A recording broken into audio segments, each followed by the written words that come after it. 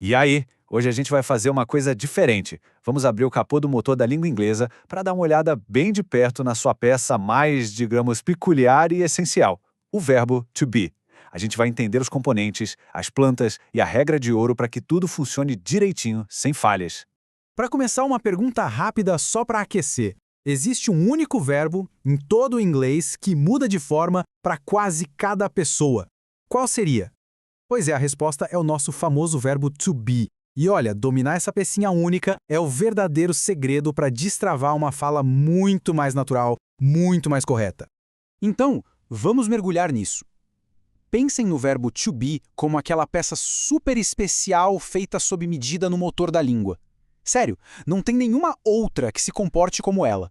E tá aqui o motivo de ela ser tão especial.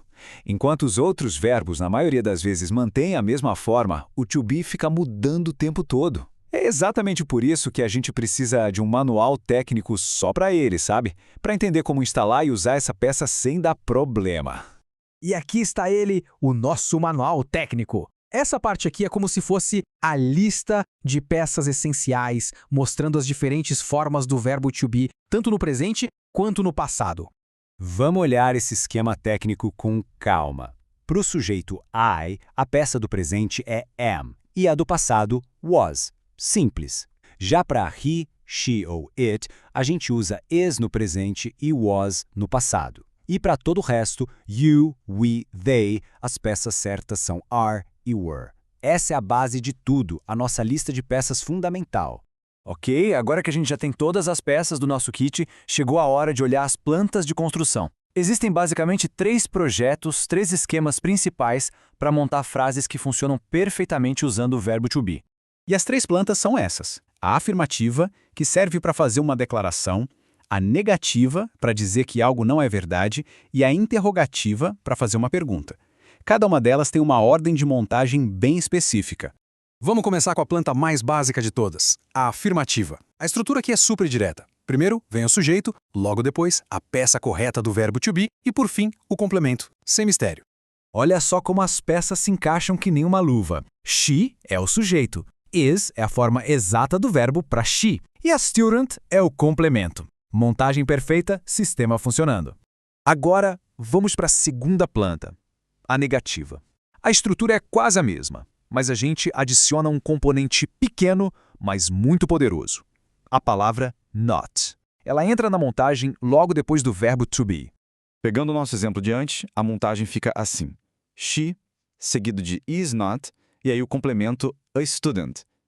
Essa pequena adição do not inverte completamente o sentido da frase. E a nossa última planta, a que serve para construir perguntas. Aqui a coisa muda de figura. A ordem da montagem é diferente. O verbo to be pula lá para frente para antes do sujeito. É uma inversão mecânica que é fundamental entender. Percebem como a reorganização das peças transforma a declaração numa pergunta? O is vai para o começo, depois vem o sujeito, she, e por fim o complemento, a student. Simples assim. A função da frase mudou de afirmar para questionar. Beleza? Agora que as construções básicas estão dominadas, vamos instalar umas atualizações de eficiência. As contrações são como um atalho, sabe? Elas fazem o motor do inglês funcionar de um jeito mais rápido e soar muito mais fluido, mais natural. Estes aqui são os atalhos afirmativos mais comuns. Em vez de falar I am, que está super correto, na conversa do dia a dia é muito mais provável ouvir I'm. He is vira his. We are vira we're. É basicamente uma forma de juntar 2 peças em uma só para ganhar velocidade. Para as negativas, também existem esses atalhos. Is not vira isn't e are not se torna aren't. Mas atenção aqui, um detalhe muito importante. Am not é a grande exceção à regra. Simplesmente não existe uma contração comum para essa combinação. Esse é um ponto do manual que vale a pena marcar. E chegamos na parte final e talvez a mais crítica do nosso manual, a regra de ouro.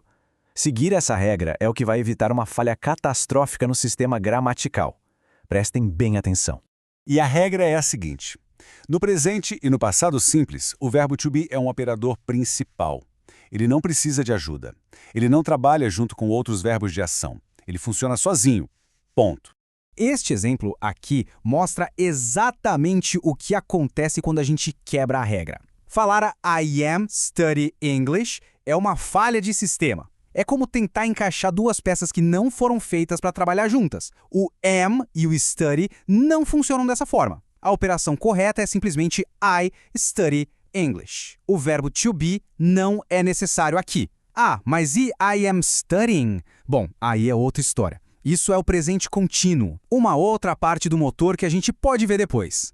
Então, vamos para a nossa verificação final do sistema. Formas do presente e do passado, dominadas. As 3 plantas de construção, aprendidas. Atalhos de eficiência para mais fluidez, instalados. E, o mais importante, a regra de ouro, compreendida. O motor está pronto para rodar liso. Agora, com essas plantas do verbo to be em mãos, a estrutura toda do idioma começa a fazer muito mais sentido, não é? A pergunta que fica no ar é: qual outra peça desse motor da língua inglesa a gente deveria desmontar e analisar na próxima vez?